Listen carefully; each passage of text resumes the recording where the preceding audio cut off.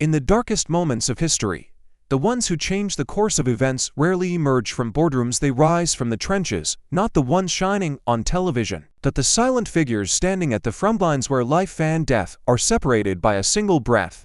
In 2022, amid the storm of instability and collapsing trust in Burkina Faso, one such figure stepped forward: Ibrahim Traoré, then just a young captain commanding an artillery regiment in Kaya, a place filled with gunfire, sacrifice, and dust yet unknown to most. He had no media backing, no powerful political position. But within a single night, his name became a symbol of hope for an entire nation. How does someone with no real power get entrusted with the highest authority? How does a man who never stepped into politics become the interim president supported by millions? The answer isn't found in political strategy. It lies in the hearts of soldiers dying quietly at the front, and in the courage of one man who dared to say, "I can't stand by and watch any longer." This isn't just a story about a coup. It's a story about responsibility, about what happens when those on the front line refuse to obey and instead choose to rise. Subscribe now to the Ibrahim Traoré Biography channel, not to hear tales of power, but to understand how a true soldier can change the fate of an entire nation with nothing more than integrity and courage. Few things are more bitter than being disappointed by someone you once believed in.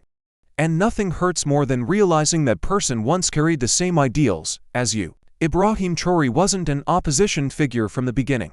He was one of the officers who supported the January 2022 coup that brought Paul-Henri Sandaogo Damiba to power. Back then, Traoré still believed a real soldier would understand the pain of those fighting on the front lines. But that belief didn't last long. From the front lines in Kaya, where he commanded an artillery regiment, Traoré saw what no news broadcast dared to say. The insurgents were growing stronger. Frontline soldiers lacked ammunition, lacked food, lacked pay, and the very men who had promised to protect the country slowly began to resemble the same regime they once overthrew.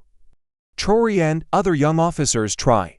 They sent petitions, they met with senior commanders, they even held private meetings, urging Damiba to refocus on the real mission, fighting terrorism and defending the nation. But every warning fell into silence. Instead of taking action, Damiba chose to consolidate power. He appointed himself Minister of Defense but never set foot in the areas being lost to insurgents. He reshuffled his cabinet but made no changes to the growing indifference. Worse still, the Cobra Special Forces elite, battle-hardened troops fighting terrorism on the front line, suffered delayed payments. These men, who risked their lives for the nation, no longer trusted the man in charge. In the dark corners of the barracks, whispered questions grew louder than any shouted command. What have we sacrificed for?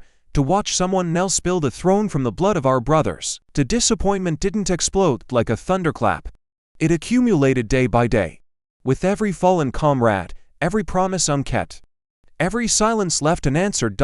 And finally, like a natural reflex of those whose conscience still burns bright, they could no longer bow their heads. On September 30, 2022, Burkina Faso woke up to a silence that trembled with change. There were no deafening gunshots, no blood spilled on the streets, just a brief, flat-toned announcement aired on national radio. The Damiba government has been overthrown. A council of officers is now taking over the country, and at the center of that message was a name few outside the military had ever heard before. Ibrahim Traoré, frontline captain, artillery commander, the man who had quietly fought in the dusty battlegrounds of Kaya. He didn't shout slogans, he didn't proclaim himself a savior. He simply said one thing enough to make a nation hold its breath: we no longer have faith in his leadership, and we cannot keep fighting under someone who does not know the suffering of his soldiers.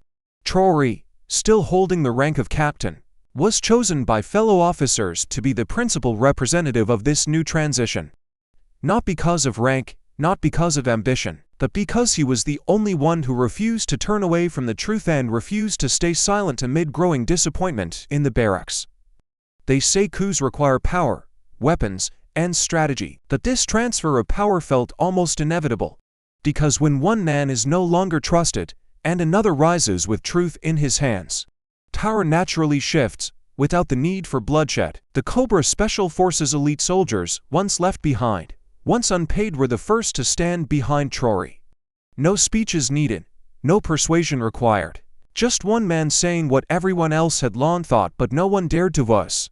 On October 6, 2022, less than a week later, Ibrahim Traoré was officially sworn in as head of state, supreme commander of the armed forces.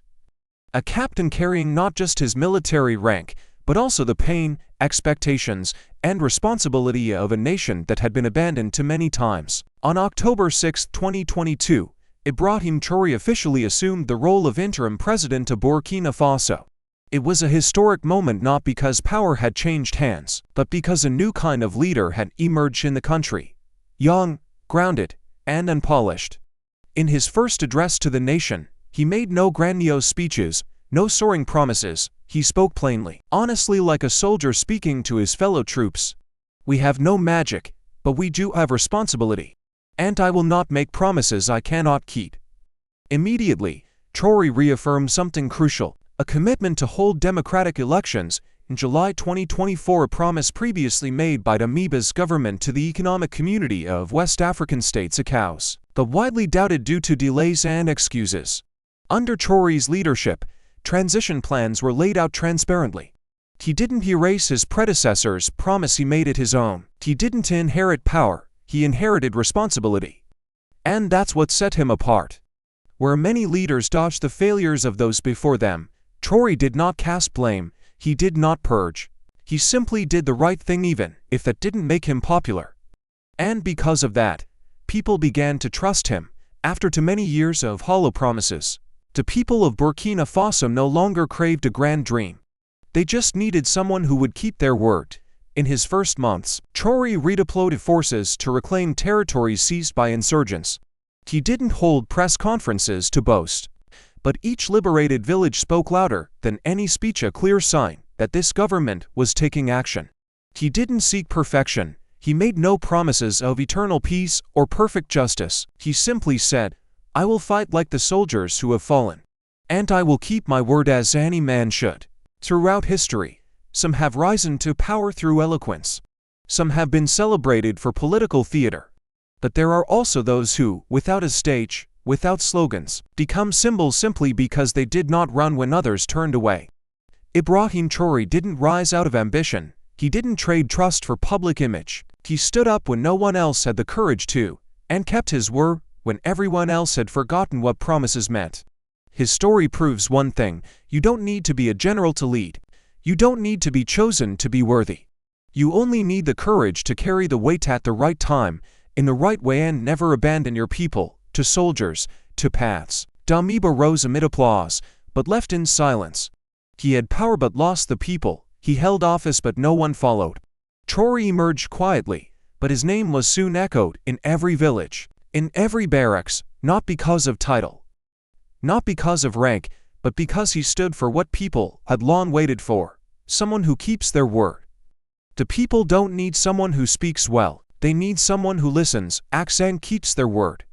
A sentence never written in any political platform, but present in every decision Traoré made. If you've ever lived in a country broken by empty promises, if you've ever been betrayed by those you once believed in, if you've ever thought no one has the integrity to act for what is right, then remember, truth will always find someone to stand with it.